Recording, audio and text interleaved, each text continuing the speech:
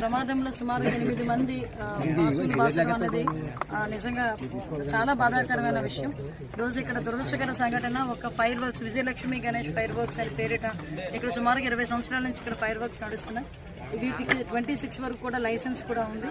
వాళ్ళు అన్ని ప్రికాషన్స్ కూడా తీసుకుంటున్నట్టుగా కూడా ధృవీకరణ పత్రాలు కూడా ఉన్నాయి. అయితే ఇక్కడ ఎందుకు యాక్సిడెంట్ జరిగింది అన్నది అయితే ప్రాథమిక విచారణ ప్రకారం వాళ్ళు ఏదైతే ఫైర్ వర్క్ చేస్తున్నప్పుడు కొంచెం ఓవర్లోడెడ్ మందు ఏదైతే ఉందో మెడిసిన్ ఏదైతే ఉందో అది కొంచెం ఎక్కువ ప్రెషర్ పెట్టి చేయడం వల్ల జరిగింది అన్నది ఇక్కడ చుట్టుపక్కల వాళ్ళు ఉన్న విషయం చెప్తున్న సందర్భం. అది ఇక్కడ ఎటువంటి అంటే ఇంటెన్షనల్గా జరిగిందే కానీ అటువంటిది ఎటువంటి పరిస్థితి కూడా కనిపించలేదు అన్నది ప్రాథమిక విచారణ ప్రకారం జరిగింది. దానికి సంబంధించి క్లూస్ టీమ్ కూడా వచ్చారు ఒకసారి అంతా కూడా వెరిఫై చేయడానికి. At the same time forensic department వారు కూడా వాళ్ళు వర్క్ చేస్తున్నారు. ఈరోజు మాకు ఇన్ఫర్మేషన్ వచ్చిన వెంటనే ఇమీడియట్గా మాకు ఫైర్ ఇంజన్స్ వాళ్ళని కూడా రావికంతో నుంచి, చోడవరం నుంచి, నర్సీపట్నం నుంచి, అదేవిధంగా నక్కపల్లి నుంచి ఇమీడియట్గా ఇక్కడికి పంపించిన తర్వాత ఇమీడియట్గా వాళ్ళు కూడా రెస్క్యూ ఆపరేషన్స్ చేయడం కూడా జరిగింది. అరౌండ్ 3 యూనిట్స్ లాగా ఇక్కడంతా బ్లాస్ట్ జరిగింది.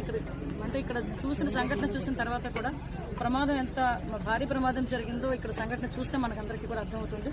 సుమారు 8 మందిలోని కూడా ఒక 5గురు కైలాసపట్నం వాసులు, అందులోని ఒక 2 లేడీస్ కూడా, మహిళలు కూడా చనిపోవడం జరిగిందండి. ఒక మనోహరన్ ఒక ఆయనకి ఇంకా డీటెయిల్స్ ఇంకా ఫుల్ ఫ్లెజ్డ్గా ఇంకా రావాల్సింది. ఇందులోని చౌడవాడ నుంచి ఒకరు, అదేవిధంగా రాజపేట నుంచి గ్రామం నుంచి కూడా చనిపోయిన వాళ్ళు ఉన్నారు.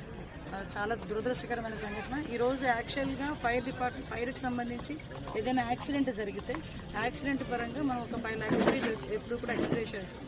కానీ ఇప్పుడు అది కాకుండా ఇప్పుడు కంపెనీస్ నుంచి లేకపోతే ఎవరో వస్తారు, కంపెనీ వాళ్ళు చేస్తారు అనడానికి ఈ కంపెనీ సంగతి కూడా మీ అందరికీ కూడా తెలుసు. ఇది కూడా చాలా దురదృష్టకర సంఘటన, అన్ఫార్చునేట్లీ జరిగిన సంఘటన. ఇప్పుడే ఎంపీ గారు, మేము అందరం కూడా సీఎం గారితో అందరితో కూడా డిస్కస్ చేశాము. అదేవిధంగా గౌరవ డిప్యూటీ సీఎం గారు కూడా ఈ సంఘటన మీద ఆరా తీయడం జరిగింది, ఆరా తీయడం జరిగింది. నారా లోకేష్ బాబు గారు కూడా ఇందులో ఏం జరిగింది అనేది ఆరా తీసి వాళ్ళ సానుభూతిని కూడా వ్యక్తం చేయడం జరిగింది, వాళ్ళ విచారం వ్యక్తం చేయడం జరిగింది. ఇప్పుడు గవర్నమెంట్ నుంచి కూడా ప్రతి కుటుంబానికి కూడా 15 లక్షల రూపాయలు, అంటే రెగ్యులర్గా ఇచ్చేదానికన్నా ఒక 3 టైమ్స్ ఎక్స్ట్రా 15 లక్షల రూపాయలు ఈరోజు ఎక్స్ప్రెషన్ ఇవ్వడానికి కూడా గవర్నమెంట్ సిద్ధపడింది. మొత్తం దీంట్లో ఎంతమంది పనిచేస్తున్నారండి?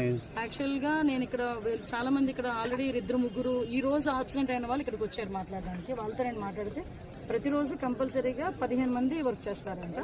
ఆ 15 మందిలో 15 మంది రోజు రారండి, ఒక్కొక్కసారి 2-3 ఆబ్సెంట్